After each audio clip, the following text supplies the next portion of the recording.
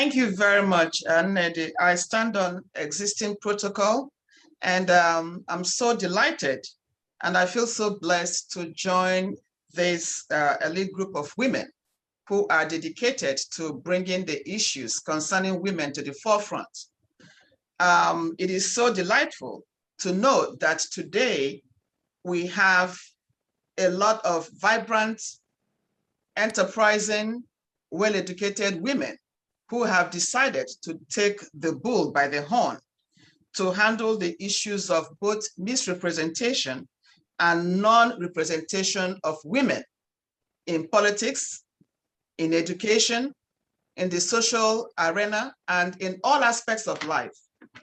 In 2010, I began this journey to learn about Igbo women, not just women, but Igbo women, because I've always been intrigued by the quality of women we have. Yet, when you try to find out who they are and what they do, there is very little literature on Igbo women. So I Googled Igbo women in the diaspora. And guess what I saw? Sex trafficking, women prostitutes in Italy, Igbo women in all sorts of negative light. And I was infuriated. I was so embarrassed. And since then, I've been working on talking about Igbo women in the diaspora. So I thank you, Iyom, Josephine, and Annie, for bringing this forum together for us to have a platform to talk about us in a positive way, in a way that will show who we are, what we represent, both in Nigeria and outside Nigeria. And when I got this topic from Nkata, I was like, okay, how do I approach the issue of devolving? One simple way I came across was just to break it down to what women do, to what women represent, to what women do to promote our culture. And who are those women? I have a very rich PowerPoint that I prepared, but I've not been given the authority to share it. So I'll be enjoying my slides myself, but I wish you were able to see the slides, because it will kind of let you see some of what my findings are, because 15 minutes is not enough to give you all the things I found out about Igbo women. All right, so to devolve, yes, please. Authority to share. You can go ahead and share now. So. Oh, I can share it. Oh, wonderful. Let me see if I can. Oh, okay. Okay, let me see. Are you seeing my screen? Not this one.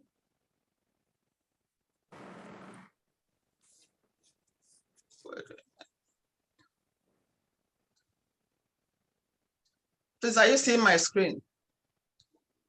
Yes, we do. Oh boy, the wrong one is showing. Let me see. Wow. I'm sorry, my time is going. It's showing all the women in the diaspora I wanted to share with you, but not the information I want to share. Okay, so let me see if I can show my. Stop the share. Stop the share and reshare only the pick the yes. Okay, stop my timing, please. Let me sort this out. Okay. Okay. All right. Okay. Yes, exactly. All right. I just stopped the sharing. Okay, let me try this again.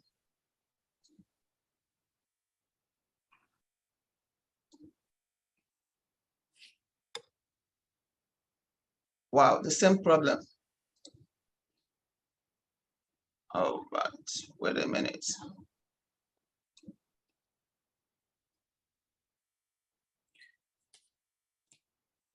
Perhaps you can just take them one at a time and continue to speak to us, because I know that it will come up. Okay. I don't know why it's not hooking up with this one. Anyway, so the point, what I'm trying to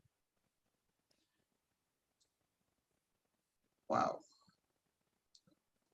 It keeps showing the wrong one. Okay, it still keeps picking up the wrong screen. All right, so the point is that I kind of classified it into different subtopics to talk about international migration of women to the diaspora, what those women do when they get to the diaspora, the paradox of double identity, formation of social organizations, and of course, what do they do in terms of community development and the way forward. I'm going to be very, very brief. So in terms of international migration of Igbo women, since the 1970s, a lot of Igbo women have been migrating to different parts of the world. But most times when we talk about their migration, what we look at is women that are migrating with their husbands. But these days we have a lot of women who are migrating for different reasons, for education, for social, for jobs, to get better employment and all that. Now, when they get to the US, what do? I focused my study on women in the Washington, DC metropolitan area. And I found that most of them are not just sitting there waiting for the men to provide for them. We have a lot of them who came here, retrained and became medical doctors, pharmacists, physicians, professors, and all that. And they have been helping each other. All right? Like Aisha said in her presentation, we must move away from this paradigm that women do not help each other. Professor Gloria Chukwu invited me, and I was accepted to teach at the University of Maryland based on her recommendation. And she's a woman. So I am a living proof that women do invite and help each other. We have a lot of women who are medical doctors, and they have helped a lot of fellow women in order to advance. We have a lot of organizations here that are formed, and those organizations are formed on the basis or on the understanding that we took away from home.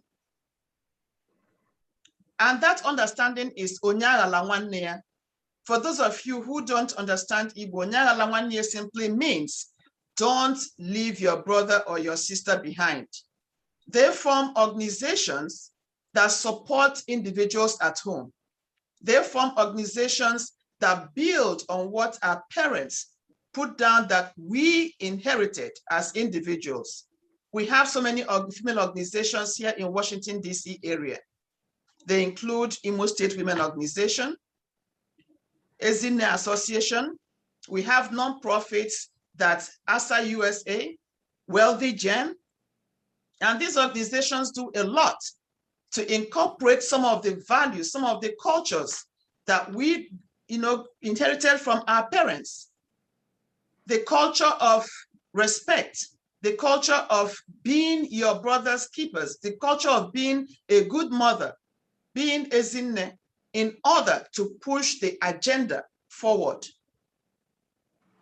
Now, in addition to all the things that these women do, they are also working very hard to make sure that we retain some of the most important values that we have as Igbo women, including the retention of our language, the Igbo language. Many of our children understand, even if they don't speak it, they understand Igbo language perfectly. When they speak it with an accent, so they are reluctant to use that language, but they still go ahead to use it. So the big question is, why are we not making use of some of the resources that we have over here in order to engage in conversations that will move Igbo women and the Igbo conversation forward? Sometimes we forget that there are women who have migrated, who are living outside Nigeria, and who need to be part of the conversation. Why are we not involving them? I am a huge part of this conversation because my sister, Dr. Ann Okigbo, recommended me and I was joined, but not many of us who live here are part of the conversation. There is so much that you can gain from our women who live over here, not just in the US, but in London and other parts of the world. Why are we not publishing information that will highlight the great treasures that we have in women who are outside Nigeria? We must create an avenue to be all-inclusive. We have a lot of talents outside Nigeria that can be used. These women have not lost touch with home. They dress, whenever you see an Igbo woman, you will know in the way that they dress. Every Sunday, we are very proud to show off our modes of dressing. We are very proud to show off our Igbo-ness in the way we dress our children. When they have cultural activities over here, we promote them. When we host events, we cook our Igbo food. It is not out of place to go to picnic and see Igbo women over here serve owa, nkwobi, and some of those traditional food that Igbo people are known for. So Igbo women in the diaspora are very, very important in that cultural, promotion that will showcase the beauty of the African culture, the beauty of Igbo culture, the beauty of the Igbo women. Igbo women must not be seen as the intimidating, as the aggressive woman who is eager to control. We must change the conversation. When we come home, we want to be part of what is going on. Why can't we be part of the political system? Why can't we be involved in the politics? Why must we come home and feel, because of that problem of double identity? Why must we always be made to feel that, oh, you have gone to the US to enjoy everything that they have there, so why are you coming to Nigeria to also take part in whatever that is going on? We must stand as a united front to confront the problems facing the Igbo woman. Igbo women in the diaspora have a lot of talents that we can use. So I am trying to make sure that you are aware of some of the talents that we have available that can help. The issue of double identity has created a lot of problems because we are here raising our children in a dominant culture. There are so many things that we can learn from you that we can also use to extend the conversation to our children. But when they always feel ostracized, when they always feel, marginalized by our sisters at home, it becomes difficult to get involved. Sometimes we are looking for projects to embark on at home. We need people to help us, to direct us. We don't want to work with the government because most times, the government will take the money and nothing is done. We want to work with individuals. We want to work with people who can help us promote, use what we have. We call it diaspora integration. We want to use the experiences, the resources that we've been able to get from here to help people at home. For example, I belong to KRC Alumni Association, and you can't believe what they have been able to do in promoting and supporting the school because they are in direct contact with them. We have a lot of organizations that are looking for outlets to help. What we need from you is collaboration. What we need from you is, kind of being there for us and seeing us as part of the women working hard to make sure that the interests of women are represented. I have on this forum right now some of my colleagues from the Imo State Women Association. There are about 12 of them that I invited. We have the presidents of organizations here present. We have Dr. Uchume, who is here, and I think I saw Charity, who is the founder of a nonprofit, Wealthy Gen, who has been promoting and making sure that the widows in Anambra State are taken good care of. Her project needs the collaboration of women like you.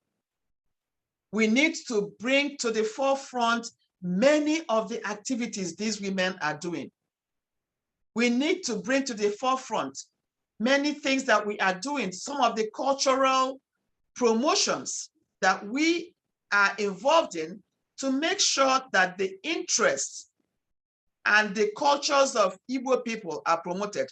Don't listen to people who tell you that all those women in the US or in London, they are all Nazis, they intimidate their husbands, they do this, they do that. These are part of the paradigms that they put out there to diminish the role of women in development. It is not true.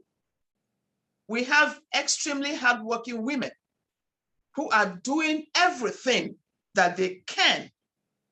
They are doing everything in the diaspora to promote our culture, to promote our food, to promote our dressing, and to develop Southeastern Nigeria. What they need from you is cooperation, collaboration, and promotion of their agenda. Thank you very much.